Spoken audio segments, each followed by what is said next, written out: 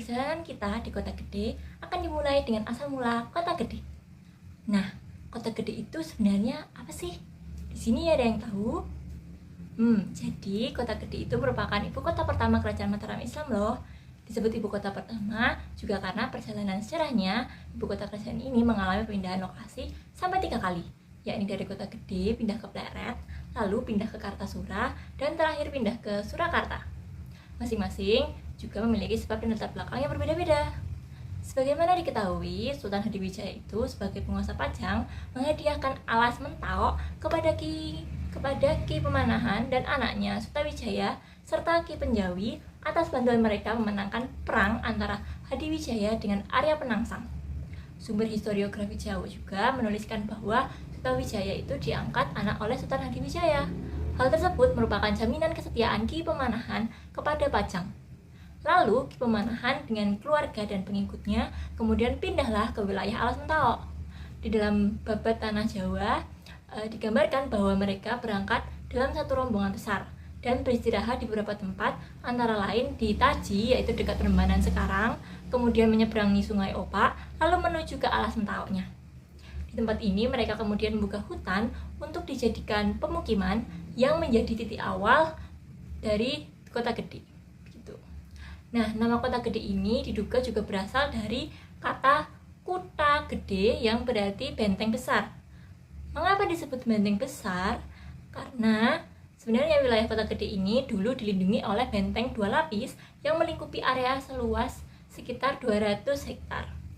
Lapis luar yang disebut Baluwarti sekarang masih dapat disaksikan sisa-sisanya di kampung Baluwarti. Kemudian mengikuti aliran sungai Manggisan ke arah selatan sampai wilayah Sarman, lalu berbelok ke timur sampai kampung Baluwarti lagi. Namun sampai sekarang belum didapatkan tanda-tanda tempat pintu gerbangnya itu di mana. Oh iya, diriwayatkan dalam Babat Tanah Jawi juga bahwa setelah Ki Pemanahan membuka Alas Mentawok menjadi pemukiman baru, banyak orang datang untuk berdagang hasil bumi dan keperluan hidup lainnya. Bahkan kemudian ada juga yang menetap. Perdagangan yang semula berlangsung dalam skala kecil itu makin lama nih makin besar. Bahkan pasar di kota gede itu berkembang menyaingi pasar di ibu kota sebelumnya, yakni ibu kota Pajang. Kemudian menjadi pasar utama bagi daerah Mataram dan sekitarnya. Oleh karena itu, kota gede juga dijuluki sebagai pasar gede. Dan pasar itu juga masih eksis loh sampai saat ini. Memang seperti pasar-pasar tradisional yang lain, bahkan sampai saat ini pun komoditi dagang di pasar kota gede yang bernama Pasar Legi sangat bervariasi. Nah, meskipun jejak kebendaan Kerajaan Mataram Islam di kota gede itu tinggal sedikit, tetapi jejak budaya intensibelnya masih eksis di mana-mana. Bangunan-bangunan yang menandai perjalanan sejarah panjang kota gede masih dapat kita saksikan juga, seperti Masjid Agung Kota Gede, Sendang Seliran, Biduntu Gates yang dulunya sebagai alun-alun Kerajaan Mataram Islam, Watu Canteng dan Selo Gilang, Pasar Legi Kota Gede, kerajinan beserta pengrajin peraknya, dan makanan khas Kota Gede yaitu kipo dan kembang waru. Peninggalan-peninggalannya akan dijelaskan lebih rinci ya oleh anggota kelompok yang lain. Terima kasih. Halo teman-teman, saat ini kita sedang berada di Komplek Masjid Besar Mataram. Yuk kita cari tahu informasinya mengenai Masjid Besar Mataram.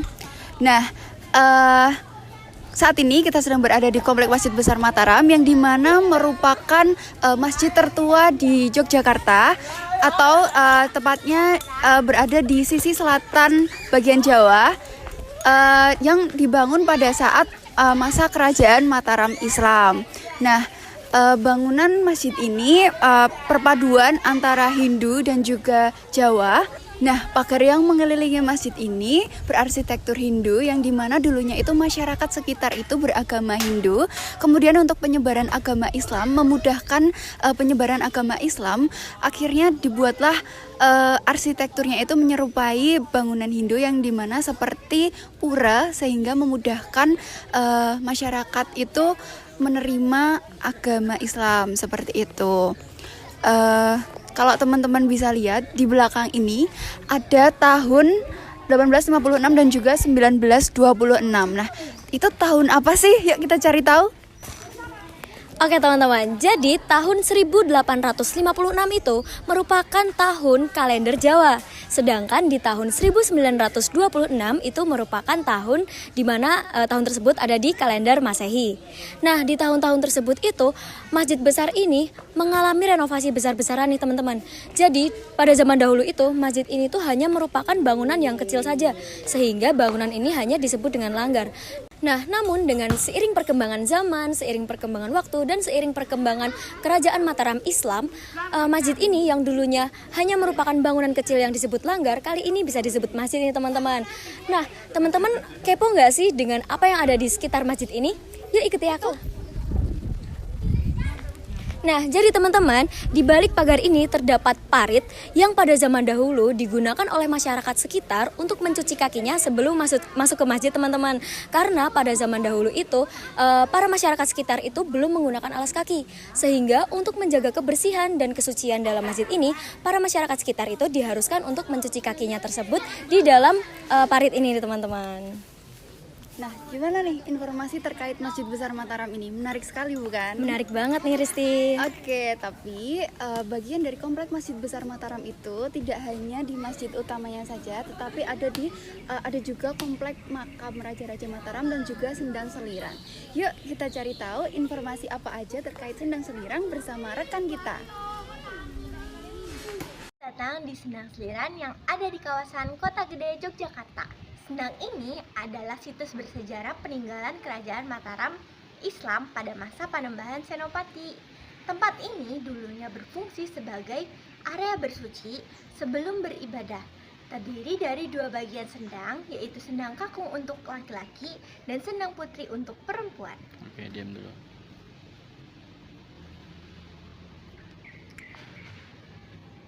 Bisa? Enggak? Sendang Selirang memiliki dua ukuran sekitar 25 meter kali 16 meter yang dikelilingi oleh tembok bata setinggi 2 meter. Terdapat dua kolam pemandian yang bersumber air mata berbeda, yaitu sendang kakung mengalir dari bawah makam dan sendang putri mengalir dari akar pohon beringin besar. Dan juga di depan terdapat tempat duduk sederhana yang sering digunakan untuk istirahat atau bermeditasi oleh para pengunjung. Nah, sedikit kilas sejarah dari tempat ini dan juga mitos-mitos yang ada. Sendang ini merupakan bagian dari kompleks makam Raja Mataram Islam yang digunakan untuk bersuci dan bermeditasi oleh Raja-Raja Mataram. Sendang ini juga dipercaya memiliki energi spiritual, airnya dianggap membawa berkah, dan sering dikaitkan dengan mitos kesuburan serta wangsit Panembahan Senopati. Hingga kini, tempat ini tetap sakral dan digunakan dalam ritual adat seperti nyadren. Oh ya, tempat ini juga dipercaya muncul dari tongkat Panembahan Senopati. Legenda juga mengatakan kemunculan dari ikan lele tanpa kepala dan duri bisa mengabulkan semua keinginan, terinspirasi dari kisah Sunan Kalijaga. Nah, adapun terkait aksesibilitas yang ada pada tempat ini, aksesnya juga cukup mudah dicapai karena lokasinya berada di dalam kompleks makam Raja Mataram di Kota Gede. Lokasinya itu sekitar 5-7 km dari pusat kota Yogyakarta dan dapat dijangkau dengan kendaraan pribadi maupun transportasi umum. Untuk jam operasionalnya terbuka dari pagi hingga sore hari, tetapi waktu terbaik untuk berkunjung adalah pagi hari untuk menghindari keramaian. Adapun peraturan, pengunjung diwajibkan memakai pakaian sopan dan sering dimintai mengenakan kain khusus yang disediakan di lokasi oleh pengelola sebagai bentuk penghormatan pada tempat ini. Nah, di tempat ini juga memiliki beberapa fasilitas seperti contohnya area parkir, warung makan, dan penjual oleh-oleh khas Kota Gede. Terkait akses khusus seperti untuk peziarah atau pengunjung dengan keterbatasan mobilitas, jalan menuju lokasi utama bisa menjadi sedikit menantang karena ada tangga dan jalur sempit, sehingga bantuan pendamping mungkin diperlukan. Sebaiknya cek panduan lokal atau informasi terkini sebelum berkunjung. Kami harap Anda menikmati kunjungan ke Sendang Selirang, tempat yang tidak hanya kaya akan sejarah, tapi juga dengan nilai-nilai budaya dan spiritual masyarakat.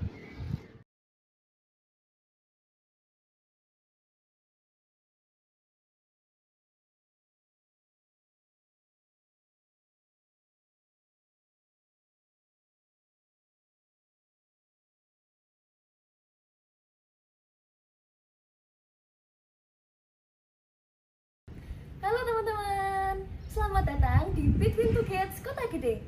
Perkenalkan, aku Naura Aureli. Aku Farsar Ramadhani Sudianto. Nah, di sini kami berdua akan mengajak teman-teman untuk bereksplorasi mengenai Between Two Gates Kota Gede. Yuk, ikutin kami. Nah, tempat ini merupakan pemukiman tradisional Jawa yang terletak di antara dua gerbang. Nah, tempat ini biasanya disebut sebagai Lawang Petuk, dan juga tempat ini memiliki arsitektur yang sangat unik dan tetap terjaga keasliannya sampai sekarang. Betul sekali Aurel. Di sini kalian bisa melihat rumah-rumah tradisional Jawa yang berderet rapi dengan lorong sempit di antaranya. Lorong-lorong ini tidak hanya menyuguhkan rumah, tetapi juga menjadi ruang interaksi sosial yang kuat bagi masyarakat setempat. Menariknya, di sini ada pembagian zona ruang yang sangat jelas, yaitu antara ruang privat dan juga ruang publik. Ini menunjukkan betapa pentingnya budaya Jawa dalam kehidupan sehari-hari di sini. Benar, di sini terdapat 9 rumah yang saling berbagi lahan untuk akses jalan.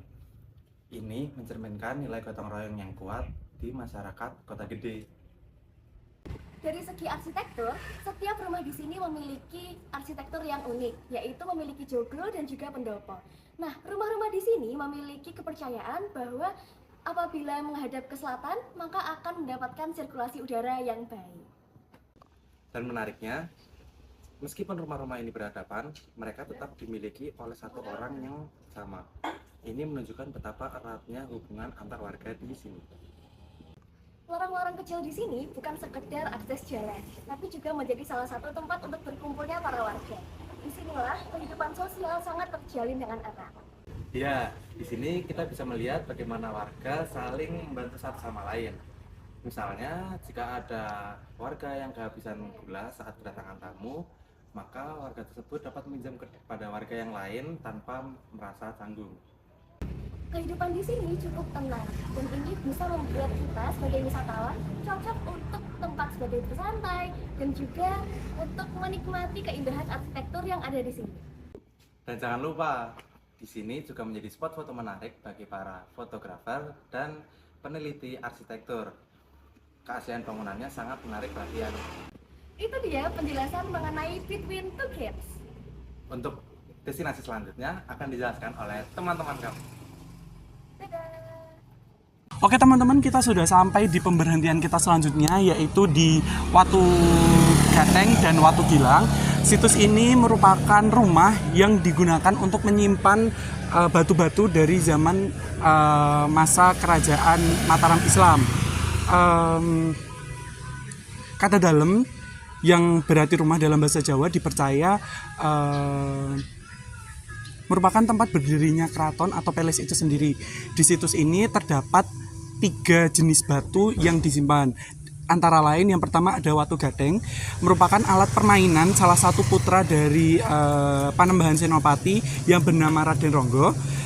Watu Gateng atau yang bisa disebut Watu Kumlasa yang cukup berat dan besar itu dengan mudah dimainkan oleh Raden Ronggo dengan cara dilempar-lempar ke atas. Dikisahkan pula karena kesaktiannya batu-batu tersebut bisa berubah menjadi lunak ketika dipegang oleh Raden Ronggo. Namun cerita tentang kegunaan batu gateng ini memiliki 2 versi.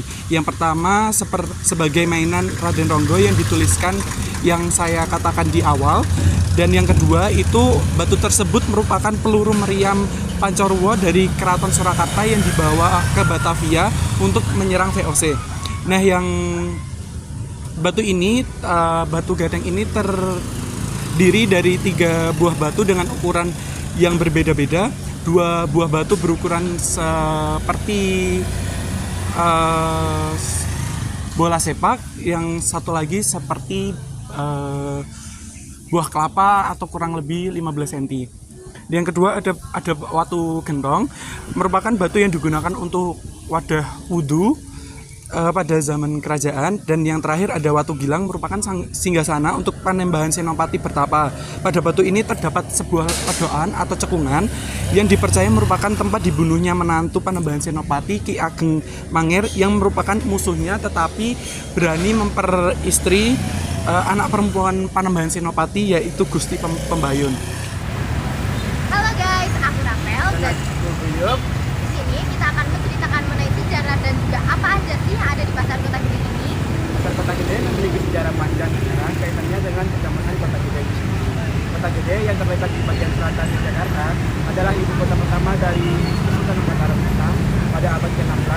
abad ke-18. Kota ini dibangun oleh Sultan Agung pada tahun 1714 dan menjadi pusat pemerintahan, budaya, serta perdagangan pada masa modern. Pasar Kota Gede sendiri diperkirakan mulai dibangun pada masa Sultan Agung sebagai bagian dari upaya untuk mendukung ekonomi dan perdagangan kerajaan. Sultan Agung yang dikenal sebagai pemimpin yang visioner ingin memastikan bahwa pusat perdagangan di Kota Gede menjadi salah satu yang terpenting di Pulau Jawa.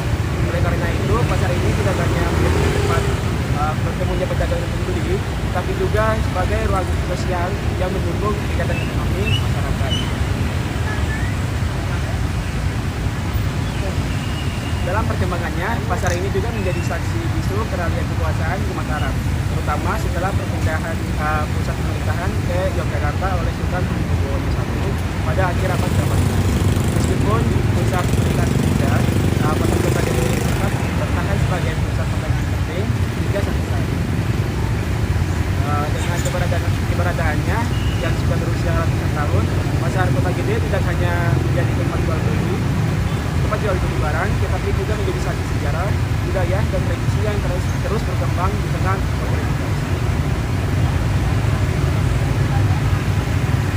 Pasar Kota Gede terletak di Jatuh Kota Gede sekitar 7 km di sebelah selatan Keraton Yogyakarta. Kota Gede adalah kawasan bersejarah yang kaya akan warisan budaya, dan pasar ini merupakan salah satu elemen yang tak terpisahkan dari kawasan tersebut. Pasar Kota Gede terbagi menjadi beberapa area dengan berbagai jenis dagangan.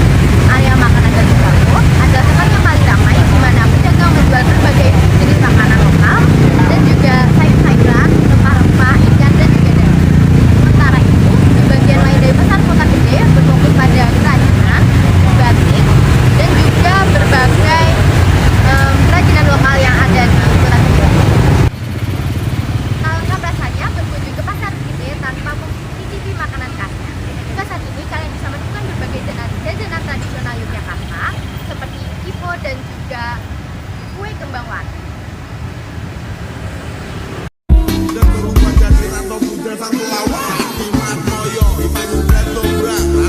Berbeda dari pasar lainnya, pasar ini dibuka dari pagi hingga sore. Kita eksplor pasar Kota Gede. Ayo.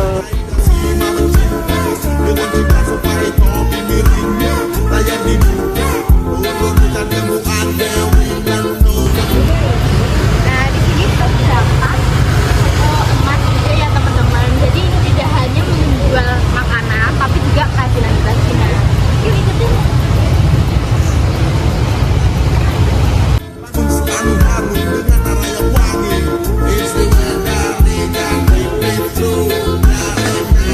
Betul ya guys, ada pecel, itu ada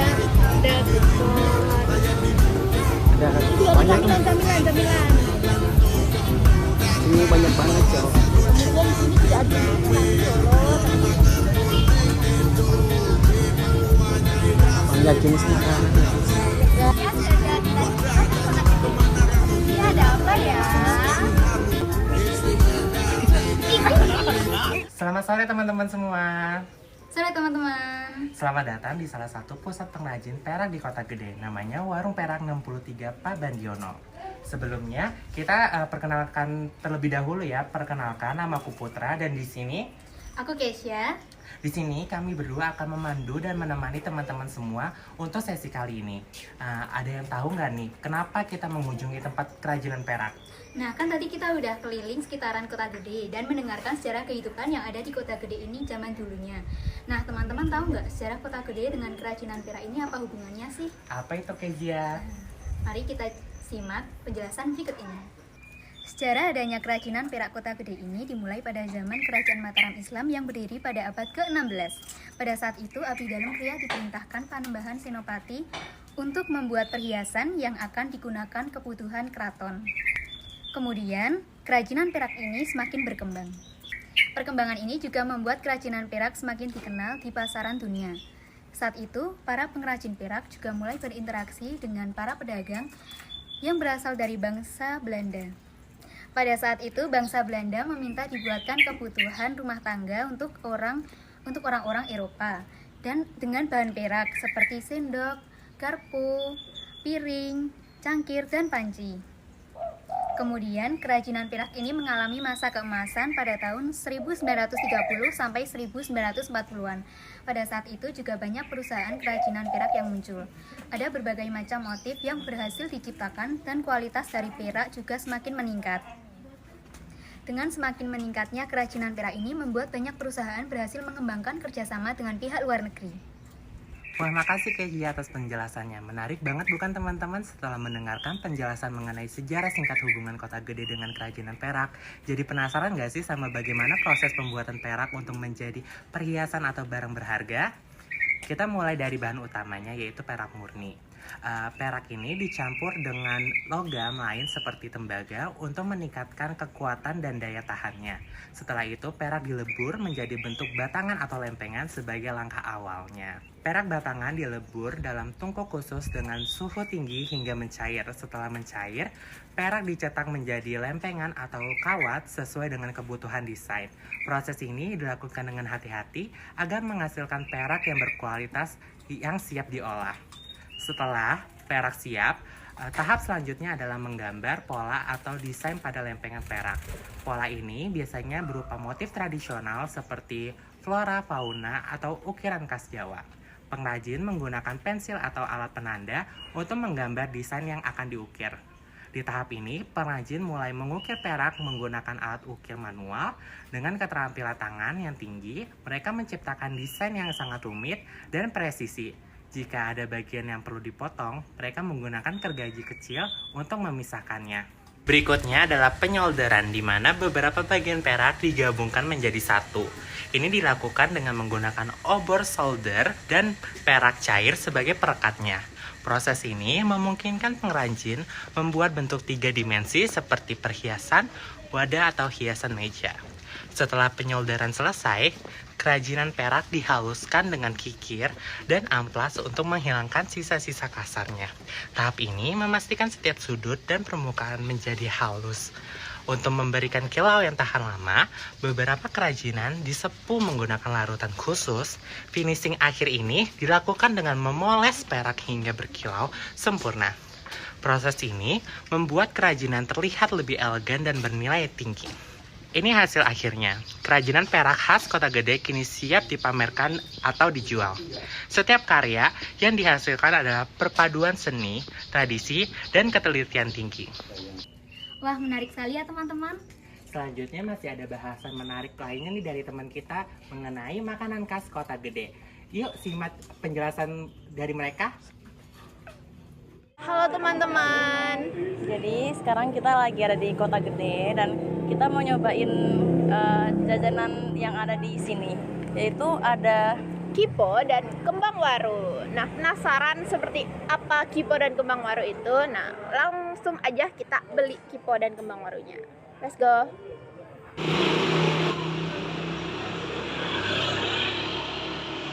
Nah, jadi ini dia jajanan khas dari Kota Gede. Ada Kipo dan kembang waru. Nah, kalian bisa mendapatkan di toko-toko setempat.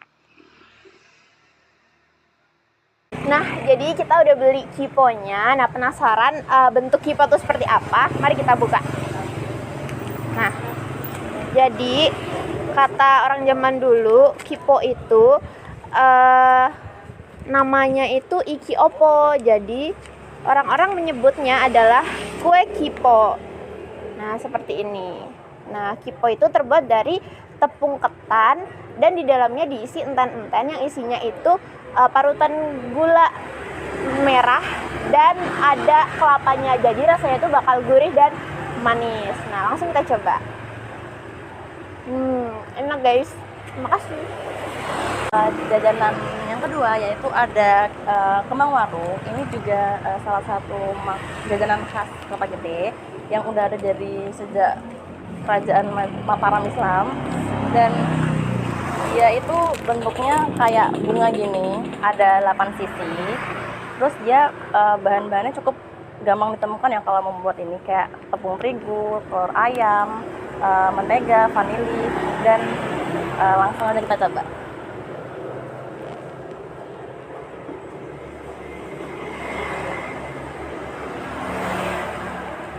Rasanya tuh kayak kopi, dan manis. Seru kan eksplorasi kita hari ini?